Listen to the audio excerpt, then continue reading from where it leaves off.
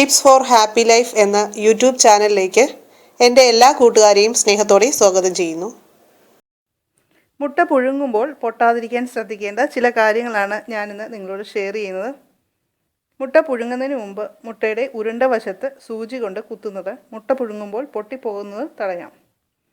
മുട്ടയിലുള്ള ചില വാതകങ്ങൾ സൂചി കൊണ്ടുള്ള ആ ചെറിയ ദ്വാരത്തിലൂടെ പുറത്തു പോകുന്നു. ഇങ്ങനെ ചെയ്യുന്നത് വഴി മുട്ട പൊട്ടിപ്പോകുന്നത് തടയാൻ സാധിക്കും. ഇത്തരം വാതകങ്ങൾ സാധാരണയായി ഫോം ചെയ്യുന്നത് കുറച്ച് പഴകിയ മുട്ടയിലാണ്. കോഴി വളർത്തുന്ന വീടുകളിൽ നിന്നൊക്കെ നമുക്ക് മുട്ട വാങ്ങിക്കാൻ സാധിക്കുവാണെങ്കിൽ അതായിരിക്കും ഏറ്റവും നല്ലത്. ഫ്രഷായ മുട്ട കിട്ടുന്നതാണ് നല്ലത്. അപ്പോൾ ഇതുപോലുള്ള പ്രോബ്ലംസും ഉണ്ടായില്ല.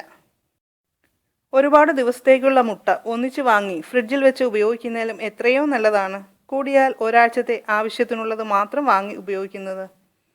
ചിലർ പറഞ്ഞു കേൾക്കുന്ന ഒരു പരാതിയാണ് മുട്ട പുഴുങ്ങിക്കഴിഞ്ഞാൽ റബ്ബർ പോലെ ഇരിക്കുമെന്ന്.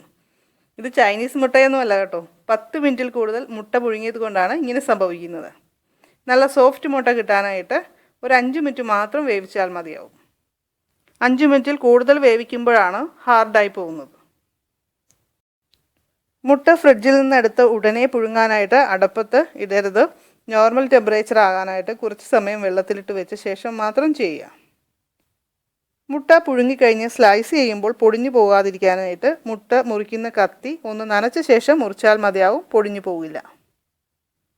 മുട്ട വേവിക്കുമ്പോൾ പൊട്ടുന്നതൊക്കെ ഒഴിവാക്കാനായിട്ട് കല്ലുപ്പ് ഇട്ട് പുഴുങ്ങിയാൽ മതിയാകും.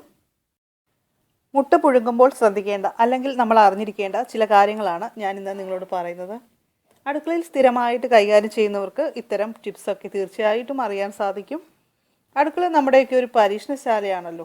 അതുകൊണ്ട് സാധിക്കുന്ന എല്ലാവരും തന്നെ അറിയാവുന്ന പൊടിക്കൈകളൊക്കെ നമ്മുടെ വീഡിയോയ്ക്ക് കമൻറ്റ് ചെയ്യുക.